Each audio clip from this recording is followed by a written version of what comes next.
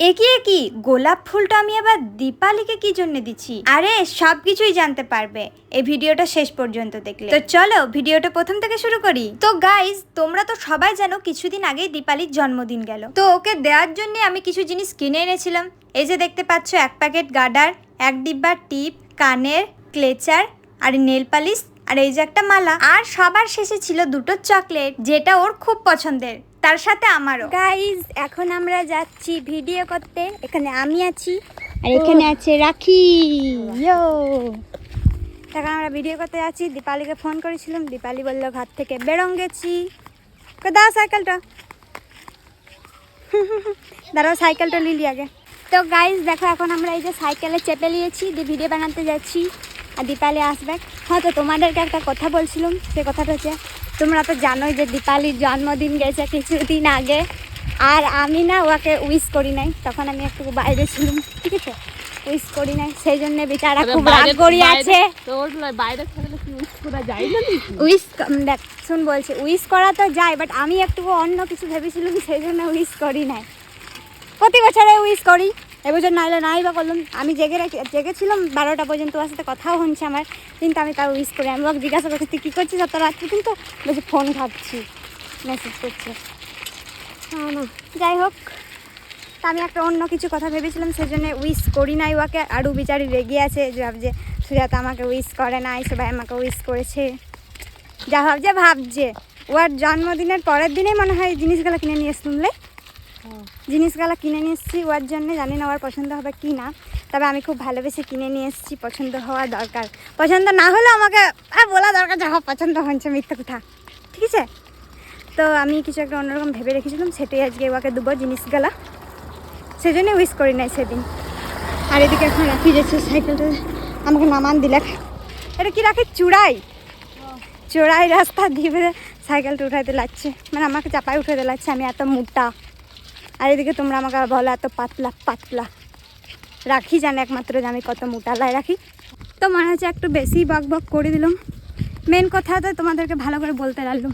মানে আমি ভেবেছিলাম যে দীপালিকে ওর জন্মদিনে উইশ করবো না, হালকা করে একটু সারপ্রাইজ দেবো।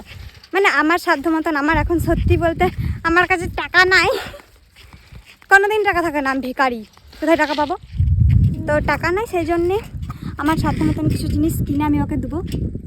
ওর রিয়াকশানটা দেখবো কেমন হয়, ব্যাস এটুকু। আর সামনে খুশির খবর আসছে, তখন অনেক কিছু গিফট দেবো পর রাখি। এখন এত টাকা নাই আমার। কত দিবি? সেই কত দিব। আর ওর জন্মদিনে আজকে আমি ওকে উইশ করবো গা, আর বলবো পার্টি লিখবো, বাস। আমি কিছুই জানি না। আমাদেরকে পার্টি দেয় দেয় নাই, সবাইকে দিচ্ছে, আমাদেরকে দেয় নাই। আমরা রাগ করেছি, দীপালি পার্টি চাই আমাদের। কি চাই? পার্টি চাই, পার্টি, জন্মদিনের পার্টি।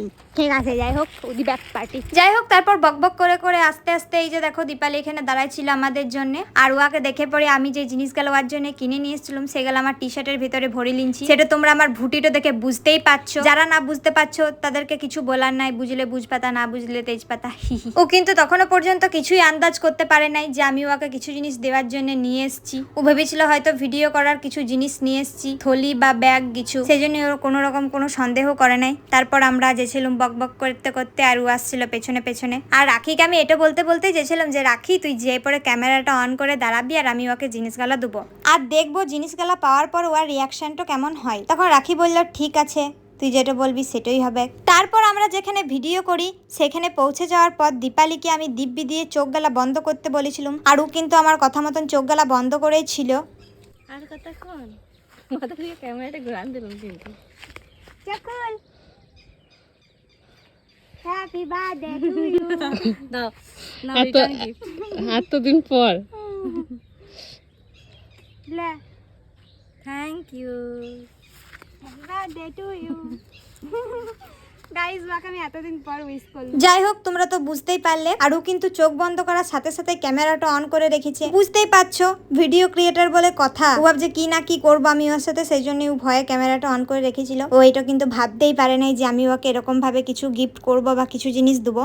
আমি প্রথমেই চেষ্টা করেছিলাম, ফুল আমরা সব মেয়েরাই কম বেশি খুব ভালোবাসি, সেজন্য আমি আমাদের গাছ থেকে তুলে একটা গোলাপ ফুল নিয়ে গেছিলাম ওকে দেওয়ার জন্য। যাই হোক, ও কিন্তু খুব খুশি হচ্ছিল। অন্য মেয়েদের কথা আমি বলতে পারছি না, তবে আমাকে যদি কেউ কোনোদিন ফুল গিফট করে না, আমি তো দমে খুশি হয়ে যাব। কিন্তু ওই খুশিটুকু আমি কোনোদিন পেলাম না, কারণ আমাকে কেউ কোনোদিন ফুলেই গিফট করে না। আমার কপালটাই খারাপ। না না, আমার মুখটাও খারাপ। তোমরা এখনই বলতে আসবে, সেই জন্য আগে থেকে আমি বলে দিলাম। আর তোমরা তো জানোই যে আমার ব্রেন ভালো। যাই হোক, তারপর দীপালির জন্য যে জিনিসগুলো কিনে এনেছিলাম ওইগুলো ওকে দিন দিলাম।